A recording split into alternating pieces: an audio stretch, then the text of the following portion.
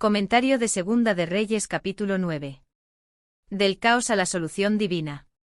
Versículo 1. El profeta Eliseo. En el cap 8:16 se interrumpió el relato de las actividades de Eliseo para narrar acerca del reinado de Joram de Judá y el de su hijo Ococías. Aquí el relato se refiere de nuevo a Elisco. Surge ahora la pregunta, tras el largo relato sobre la obra del profeta, capítulos 2, 12 a 8, 15, ¿por qué no continúa la narración hasta el final de su carrera? Respuesta: el libro de Reyes es esencialmente un registro de los reyes de Israel y Judá, ordenado en forma cronológica, y los hechos de Elías y Eliseo, aunque 898 importantes, se relacionan con la historia de los reyes. Este suceso de la vida de Eliseo corresponde a los últimos días de la vida de Ococías y Joram, y está íntimamente unido con el relato del reinado de estos reyes. Uno de los hijos. Eliseo había asociado con él un buen número de profetas discípulos que lo ayudaban constantemente en el cumplimiento de sus muchas responsabilidades. No se sabe quién era este hombre. Rashi, erudito judío del siglo XI, dice que es Jonás al que se menciona, capítulo 14, 25, en su carácter de profeta durante el reinado de Jeroboam II. Pero esto sería muy difícil, porque Jeroboam no comenzó a reinar hasta unos 50 años más tarde.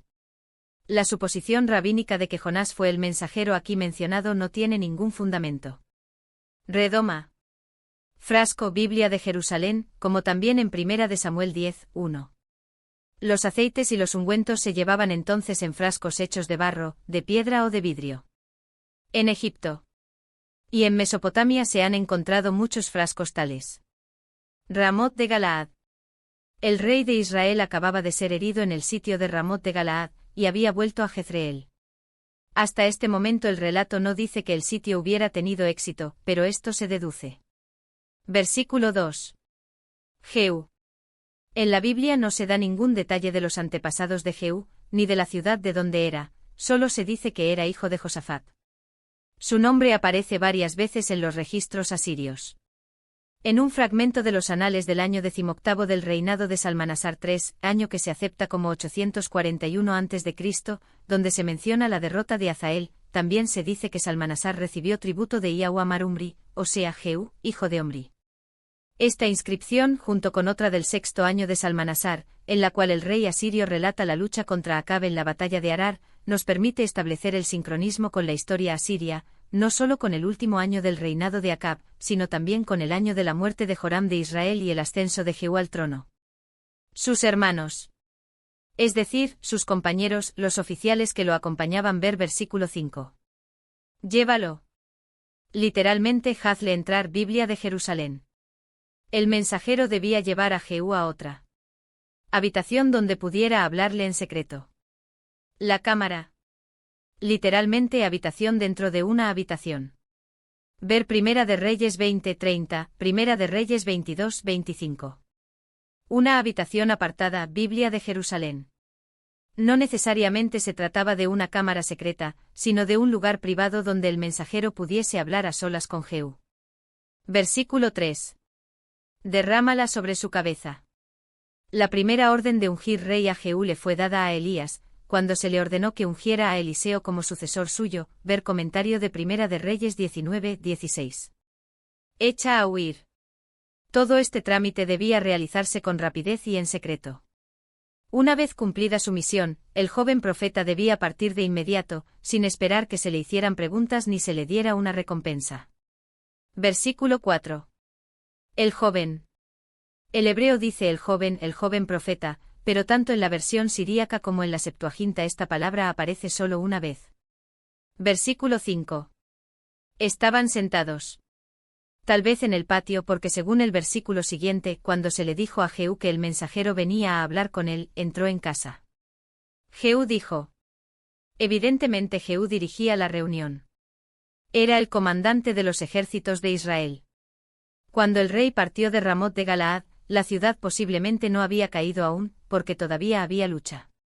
El rey pudo haber usado el pretexto de que había sido herido para dejar el ejército y evitar así los rigores y los peligros de la batalla.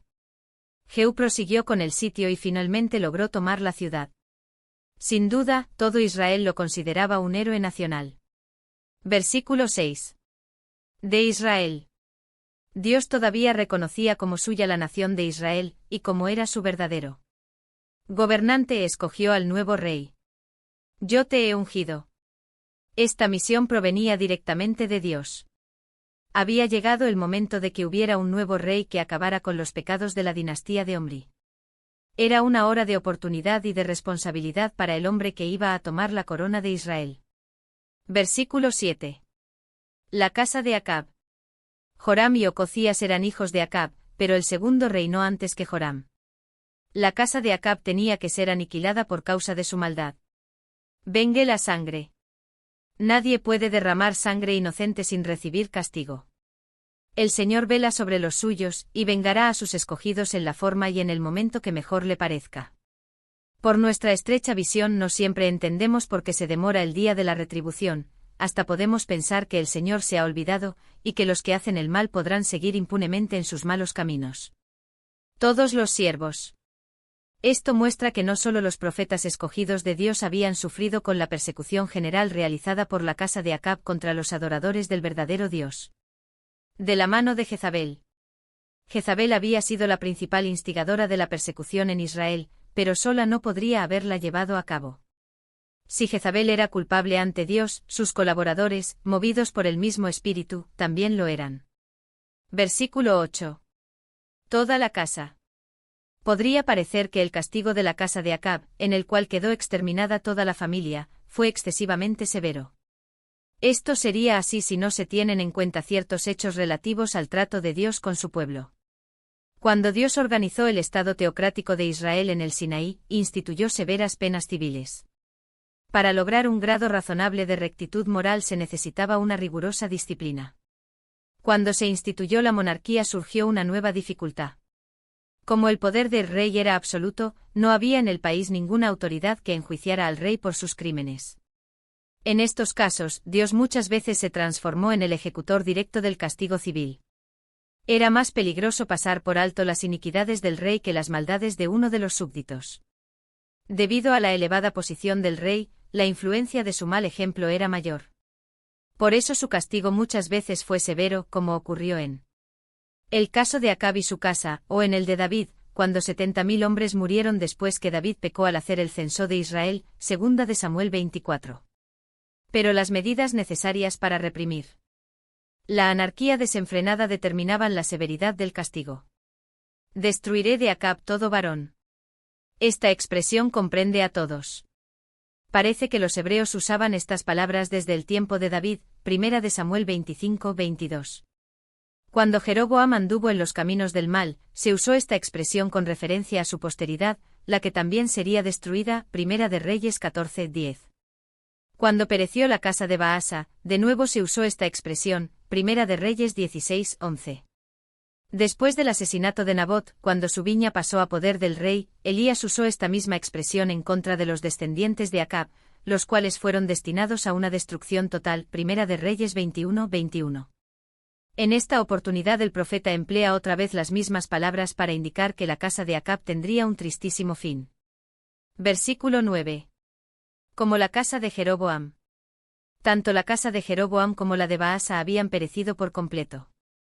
Baasa destruyó la casa del primer rey de Israel, y no dejó alma viviente de los de Jeroboam, 1 de Reyes 15-29, y cuando Zimri exterminó a la casa de Baasa, no le dejó ni parientes ni amigos, 1 de Reyes 16-11. Versículo 10. A Jezabel la comerán los perros. Elías había predicho el terrible fin de la malvada reina de Israel, 1 de Reyes 21. 23, 2 de Reyes 9, 36 y 37. El nombre de la esposa de Acab ha llegado a ser sinónimo de iniquidad. Ella llevó al pueblo de Dios a las más vergonzosas formas de idolatría e impiedad. Su culpa fue terrible y por tanto debía sufrir un castigo terrible. La condena impuesta a Jezabel nunca habría de olvidarse, y siempre debía hacer recordar vívidamente al malhechor que es muy triste el fin del transgresor. En los países de Oriente todavía abundan los perros salvajes y hambrientos que se alimentan con carroña y que devorarían un cadáver dejado a la intemperie. En el campo de Jezreel.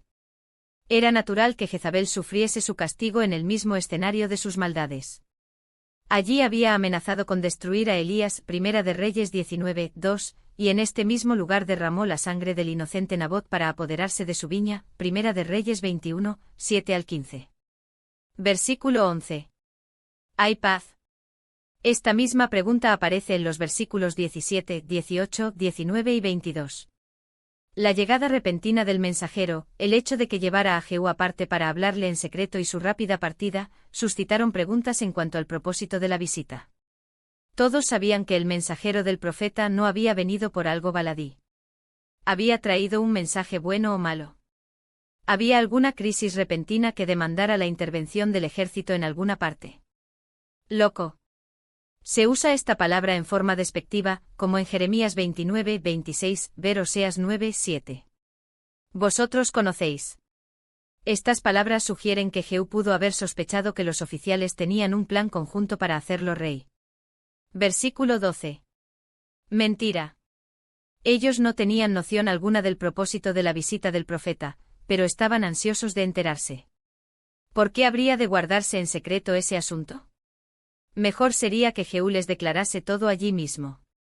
El registro bíblico describe vívidamente la nerviosa curiosidad de los magistrados por saber de qué trataba el importante mensaje que acababa de recibir el comandante en jefe de los ejércitos de Israel. Versículo 13. Lo puso debajo de Jehú. La revelación del mensaje profético produjo un cambio inmediato en las relaciones entre los hombres reunidos en el cuartel general de Jehú. Antes de que se conociera el contenido del mensaje, todos eran compañeros de armas al servicio de su rey, pero de pronto uno de ellos se destacó entre todos. Era el nuevo rey, y los otros sus súbditos. Uno debía recibir honores, los otros rendírselos a su rey. Por eso los oficiales se quitaron de inmediato los mantos y los arrojaron al piso como alfombra para que caminara Jehú, como un homenaje apropiado para el hombre a quien el Señor había puesto como rey. Un trono alto. El hebreo dice, en el jerem de las escaleras. La palabra jerem por lo general significa hueso, y en un sentido figurado, fuerza. En este caso podría tratarse de algún término de arquitectura, tal vez alguna plataforma en la parte superior de la escalera. La Biblia de Jerusalén traduce encima de las gradas. Quizá había una escalera que iba del patio en donde se encontraban reunidos los oficiales, hasta algún tipo de plataforma donde pudieron improvisar un trono para que lo ocupara el nuevo rey ante sus súbditos. Posiblemente los oficiales formaron con sus mantos una alfombra en esa escalera y en la plataforma para que desde allí el rey tuviera un lugar de honor adecuado a su nueva jerarquía, y donde pudiera recibir el homenaje de sus súbditos. Tocaron corneta. Esta era una parte típica de la ceremonia de coronación, ver 2 de Samuel 15, 10, Primera de Reyes 1, 39, 2 de Reyes 11, 14. Jehú es rey. Todos, según parece, aceptaron inmediata y gozosamente al general como rey. Es evidente que Jehú era muy respetado por sus compañeros de armas, pero puede haber existido, además, un disgusto generalizado contra Joram y la casa de Omri. Versículo 14. Así conspiró Jehú. El rey de Israel aún estaba vivo y quizá gobernaba en su trono, por esto, lo que hacía Jehú era, en realidad, una conspiración contra Joram y la casa de Omri y Acab. Estaba entonces Joram guardando. Esta es una declaración importante porque muestra que el sitio había resultado en la caída de la ciudad, y que Ramot de Galaad había pasado a manos de los israelitas. Probablemente por Joram se entienda aquí no tanto el hombre cuanto la nación que él gobernaba. Si Joram se había retirado durante el sitio, es probable que Jehú hubiera tomado la ciudad en nombre del rey, y la estuviera custodiando con el ejército de Israel para impedir que los sirios la recapturaran. Por causa de Hazael. Sin duda Hazael haría todo lo posible por recobrar la ciudad en la primera ocasión favorable. Israel debía, por lo tanto, seguir en guardia contra Hazael si quería mantener a Ramot de Galaad bajo su control. Versículo 15. Para curarse.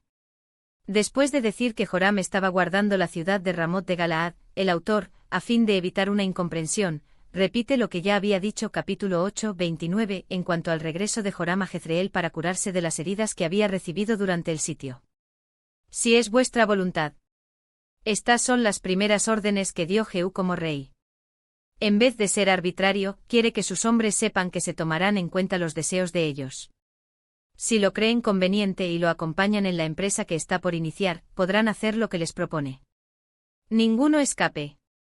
Si la noticia de lo ocurrido llegaba a oídos de Joram en Jezreel, los conspiradores podrían verse en dificultades. En este pasaje queda otra vez claro que Ramot de Galaad estaba en manos de los israelitas, porque si la ciudad hubiera estado aún sitiada no habrían tenido sentido estas interdicciones. Versículo 16. Cabalgó. El verbo hebreo permite la traducción cabalgó Biblia Reina Valera revisada, o montó en el carro Biblia de Jerusalén. No había tiempo que perder.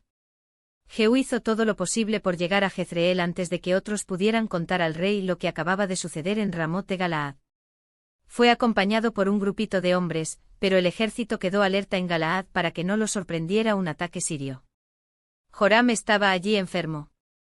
Joram no se había recuperado aún de sus heridas y guardaba cansa en Jezreel, pero la continuación del relato muestra que no estaba demasiado grave, porque pudo subir a su carro y salir al encuentro de Jehú, versículo 21. A visitar a Joram. Tanto el rey de Israel como el de Judá habían estado en el sitio de Ramot de Galaad, capítulo 8, 28.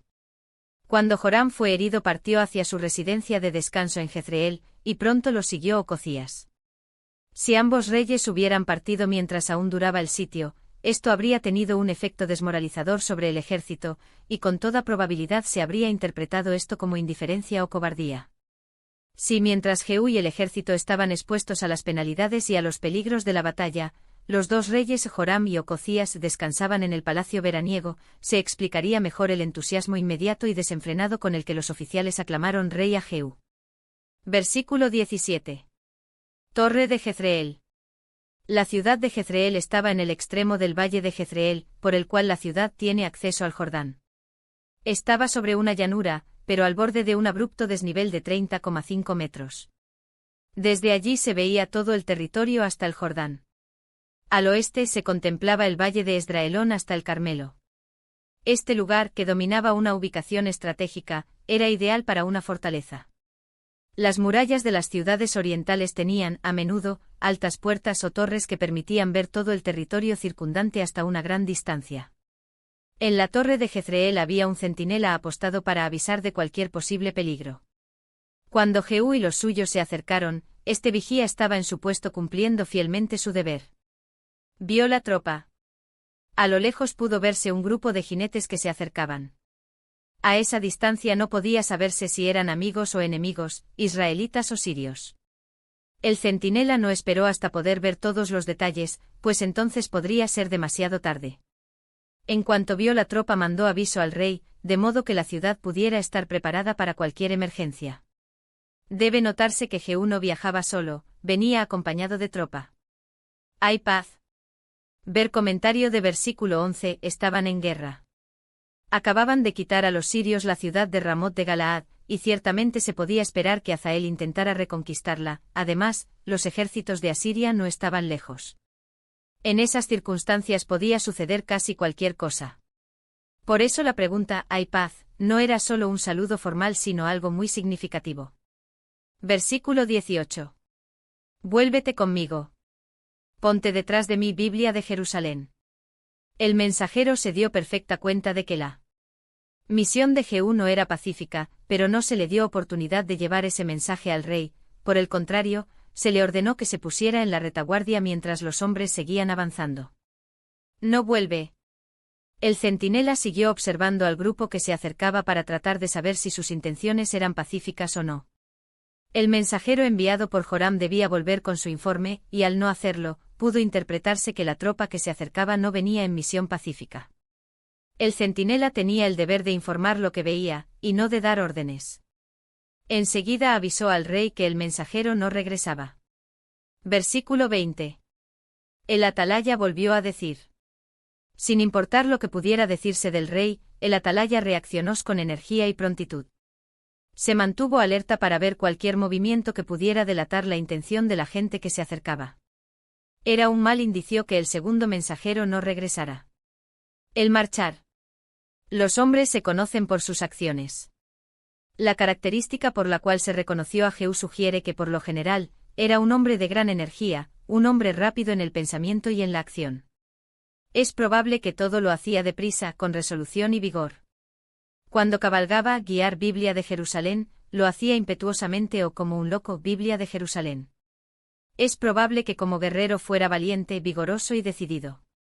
Posiblemente fue este impulso dominante en su vida el que lo llevó a comandar los ejércitos de Israel.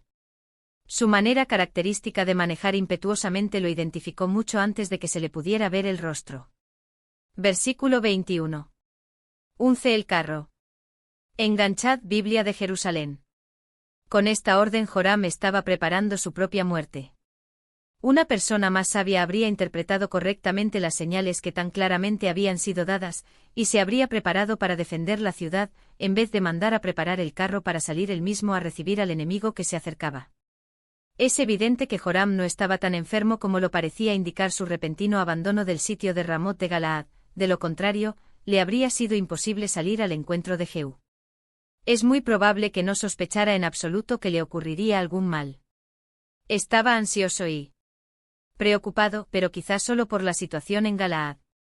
Salieron. 2 reyes salieron al encuentro, 902 de otro. 2 iban a la muerte, el otro a su trono. Los 2 reyes salieron sin sospechar nada y sin armas. Si hubieran permanecido en la ciudad, la situación les hubiera sido totalmente favorable. Habrían tenido la protección de los muros, pues quizá tenían tropas suficientes para afrontar la crisis. Después del largo y rápido viaje desde Ramot de Galaad, los caballos de Jehú y de su tropa estaban cansados, y difícilmente habrían podido hacer frente a la caballería de Jezreel. A encontrar a Jehú. Es probable que los 2 reyes salieron sin sospechar nada, pensando encontrarse en forma pacífica con un amigo. Nabot de Jezreel. En este momento Jehú casi había llegado a la ciudad y al palacio. Joram no tuvo tiempo de salir sino hasta la propiedad que Acab había arrebatado a Nabot. El título de propiedad de ese campo se había firmado con sangre. En primer lugar, fue la sangre de Nabot la que firmó la entrega de ese campo a la casa de Acab, y ahora, sería la sangre de la casa de Acab la que iba a poner su firma, ver Éxodo 25. Este castigo de Joram concordaba con las estrictas exigencias de injusticia. ¿Qué podía ser más apropiado que la casa de Acab pagase el precio de la muerte de Nabot en ese campo de sangre? Versículo 22. ¿Hay paz, Jehú? Podría entenderse que la pregunta de Joram se refería a la situación en Galaad. Él quería saber si en el campo de batalla todo iba bien. ¿Qué paz? La ansiosa pregunta de Joram recibió una ruda respuesta de Jehú. El futuro rey de Israel no era diplomático sino guerrero. Sus palabras fueron bruscas y directas. La mera mención de paz de parte de Joram suscitó en Jehú una tormenta de ira, y acarreó sobre el desafortunado rey un torrente de acusaciones más severas que las que hubieran brotado de la boca de un profeta. Fornicaciones de Jezabel. Fornicaciones tanto en el sentido espiritual de idolatría y deslealtad a Dios. Primera de Crónicas 5, 25, Jeremías 3, 3 y 8, Ezequías 16, 15 al 43, Ezequías 23, 27 al 30, Oseas 2, 2 al 10 como en sentido literal, ya que las religiones de Palestina exaltaban la sexualidad y en sus ritos sagrados se practicaban las formas más descaradas de indecencia inmoralidad. Ver Números 25, 1 y 2, Primera de Corintios 10, 7 y 8. Sus muchas hechicerías.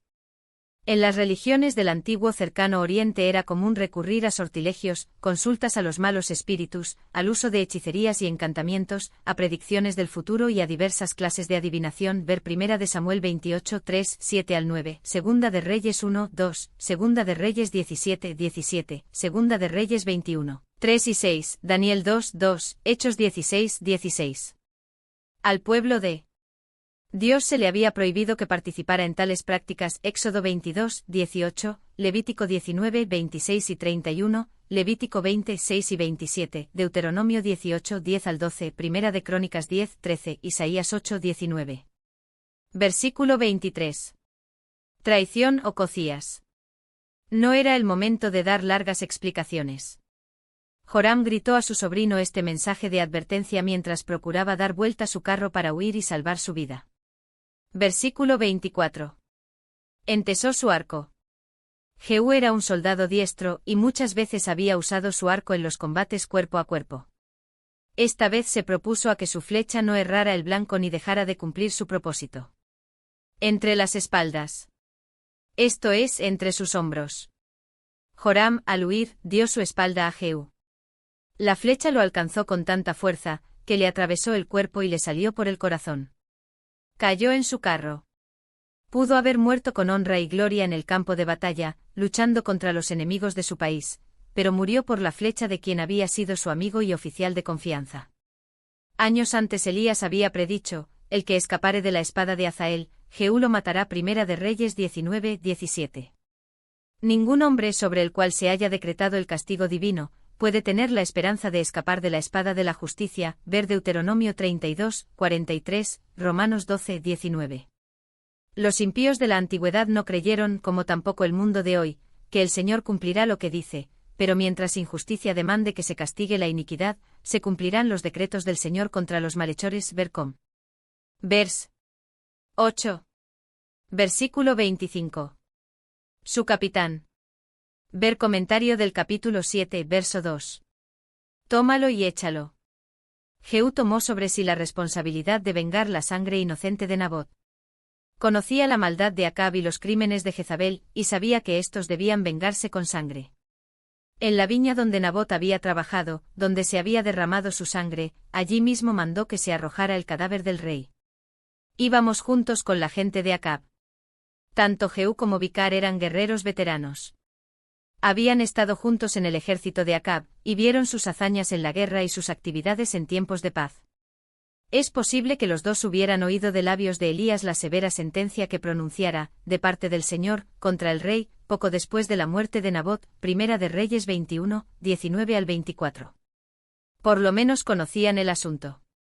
Es probable que ese anuncio hubiera causado una impresión imborrable en Jehú, pues sabía que el fallo divino era justo. Ahora que los dos están juntos de nuevo, se cumple la sentencia del Señor, y Joram es ejecutado. Esta sentencia sobre él. Esto es, pronunció este oráculo o calamidad contra él. Compárese el uso del término sentencia o castigo con Isaías 13:1, Isaías 15:1, Isaías 17:1, Isaías 19:1, Isaías 21:1, Isaías 22:1, Isaías 23:1, Isaías 36, Nahum 1:1, Abeas 1:1, Zacarías 9:1, Zacarías 12:1. Versículo 26. Yo he visto ayer. Declaración que se usa para hacer una afirmación enfática o un juramento. Tan ciertamente como el Señor había visto la sangre de Nabot, así también se encargaría de que esa sangre fuera vengada. De sus hijos. En este pasaje se menciona por primera vez que los hijos de Nabot murieron con su padre. Para que Acab tuviera un derecho indisputable sobre la viña, era necesario eliminar a los hijos. Si se los hubiera dejado vivos, el rey no podría haber poseído esa viña con tranquilidad. Podemos entender, por tanto, que Jezabel mató a Nabot y también destruyó a su familia. La muerte de los hijos inocentes con su padre, también inocente, hizo que el crimen de Acab y Jezabel fuera aún más horrendo. Versículo 27. Huyó. Es difícil suponer que Ococías iba a quedar mirando, despreocupadamente, mientras Joram era muerto y su cadáver era arrojado en la viña de Nabot. Parece que estuvo en mejores condiciones que Joram para huir, pues sus perseguidores no pudieron alcanzarlo inmediatamente. La subida de Gur. Una elevación o colina cerca de Ibleam. El nombre Gur solo aparece aquí, y se desconoce su ubicación exacta. Ibleam queda a 12,8 kilómetros al sur de Jezreel, en el camino de Samaria y de Jerusalén. Era lógico que Ococías, al ser perseguido, intentara llegar a Jerusalén, y esta era la ruta que debía tomar. Al salir de Jezreel, el camino serpentea al principio por la llanura de Esdraelón, pero después de cierta distancia comienza a subir por las colinas de Samaria. Mientras Ococías iba en su carro por una de esas subidas, sus perseguidores se acercaron lo suficiente como para herirlo. El nombre actual de Ibleam es Tel-Belame. Huyó a Megido. Los detalles exactos de la narración no son claros, pues de acuerdo con el registro de Crónicas Ococías fue aprehendido en Samaria, llevado delante de Jehú, y muerto. Segunda de Crónicas 22:9. Los dos relatos concuerdan, si se considera que la narración del libro de Reyes es un bosquejo general y el relato de Crónicas proporciona más detalles. La secuencia de los hechos podría entenderse de la siguiente manera: Ococías, después de haber sido herido cerca de Ibleam, cambió la ruta de su huida y escogió el camino de la llanura hacia Megido en vez de seguir por las montañas hacia el sur. Desde Megido intentó escapar hacia el sur, pero fue capturado en Samaria y llevado de nuevo a Megido por orden de Jehú, que había llegado allí. Entonces Ococías fue ejecutado, detalle que se omite en el relato más breve de este pasaje. Versículo 28. A Jerusalén. Jehú permitió que el cuerpo del rey de Judá fuera llevado a Jerusalén, para que lo enterraran allí. No era el propósito del Señor que la nación de Judá mantuviera una estrecha alianza con su vecina del norte. El profeta había reprendido a Josafat por haber ayudado a Acab en su lucha contra Ben-Hadad, segunda de Crónicas 19:2. A la vista de Dios, la conducta de Ococías, al ayudar a Joram en su lucha contra Hazael, también era digna de censura, segunda de Crónicas 22:4 y 5. Por esa ayuda, Ococías tuvo que pagar con su vida. Con sus padres. En circunstancias normales, el impío rey Ococías sin duda no habría sido sepultado en las tumbas de los reyes en la ciudad de David. Este honor le fue concedido a pesar de su relación con la casa de Acab, por ser descendiente del buen rey Josafat, porque dijeron, es hijo de Josafat quien de todo su corazón buscó a Jehová, segunda de Crónicas 22:9. Versículo 29. 11º año de Joram. Este versículo constituye una especie de posdata del registro del reinado de Ococías, del cual se consigna el último dato en el versículo anterior.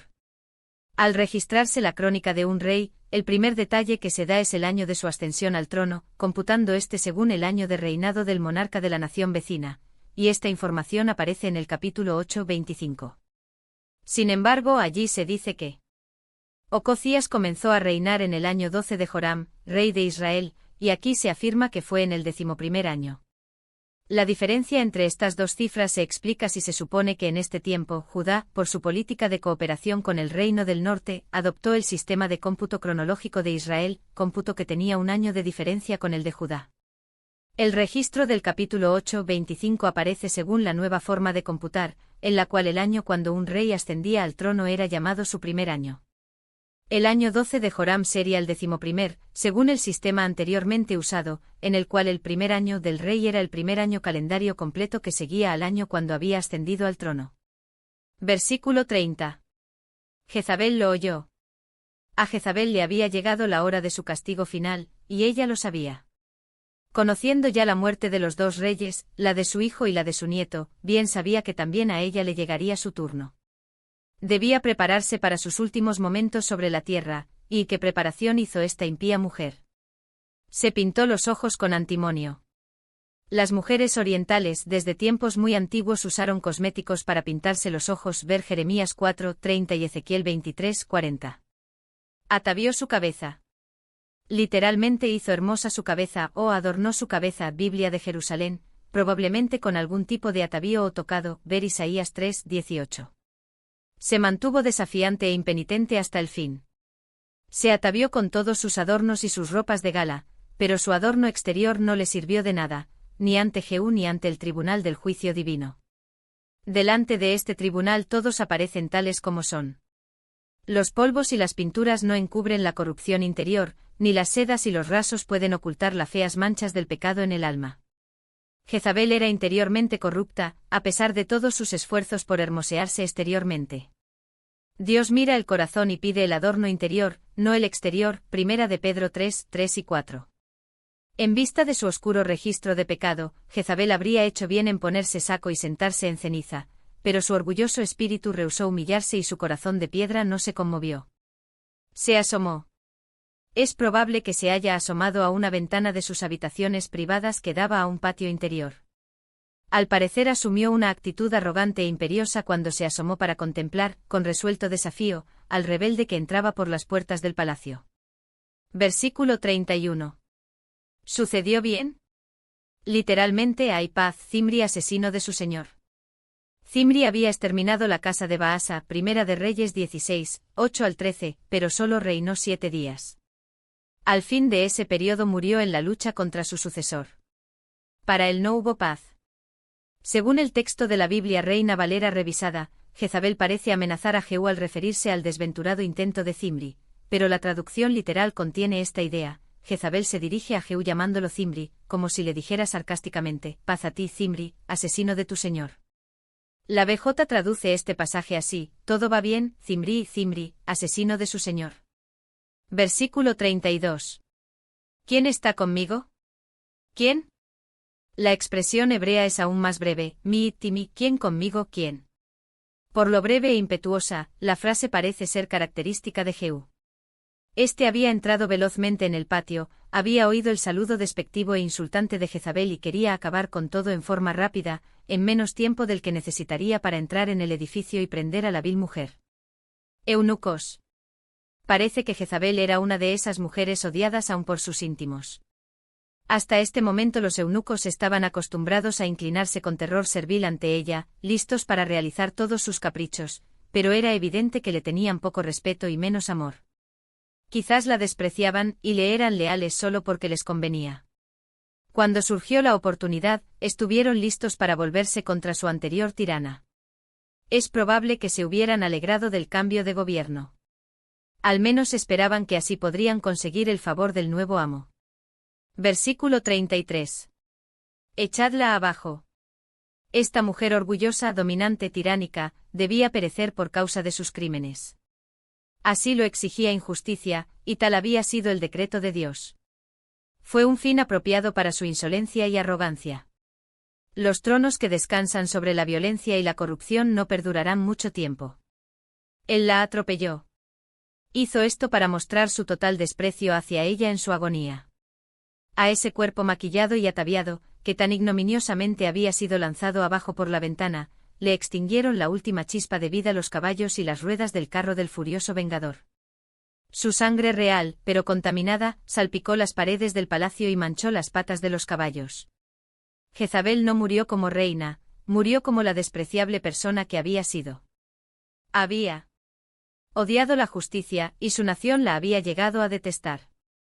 Despreció a Dios, y hoy el mundo la considera abominable.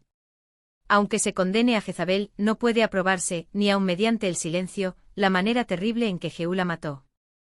El único factor atenuante de su método de castigarla está en que vivió en una era de violencia, pues la violencia engendra violencia. Versículo 34. Comió y bebió. El palacio que había sido de Acab no pertenecía más a su descendencia porque ahora Jehú era el rey. Dejando en el patio exterior el cuerpo destrozado de la reina, Jehú entró en la sala de banquetes. Aquella maldita.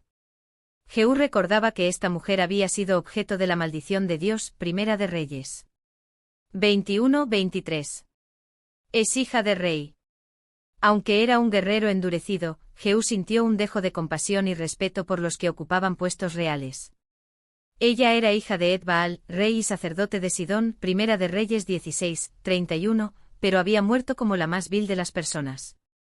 Jehú estuvo dispuesto a que al menos se la enterrara decentemente como correspondía a una mujer que había sido princesa. Versículo 35. La calavera. Los perros de Jezreel se encargaron de ser la tumba viviente de Jezabel. El cuerpo de la reina alimentó a los perros medios salvajes de la ciudad. Se cumplió la profecía de Elías, Primera de Reyes 21-23, se satisfizo la justicia. Fue vengado el crimen cometido contra Nabot. Versículo 36. Palabra de Dios. Esta parece ser la profecía más completa, de la cual Primera de Reyes 21-23 es un resumen. Versículo 37. Que nadie pueda decir. Esto podría significar que por haber estado tan mutilado el cuerpo, no sería posible identificar sus restos, o que Jezabel no tendría sepulcro. Si se entiende de esta última manera, sus restos habrían de desaparecer totalmente de la faz de la tierra, y la gente de futuras generaciones no podría señalar su tumba y decir que allí estaba enterrada la que una vez había sido una arrogante reina. Cuando murió, no quedó más que el recuerdo de su maldad. El terrible fin de Jezabel nos debe enseñar que la gloria y el poder de los seres humanos son transitorios y que de nada sirven. Todo eso es polvo y al polvo volverá. Su ruina debería hacer que todos los obradores de iniquidad escucharan el mensaje de Dios, ay del que edifica su casa sin justicia. Jeremías 22:13.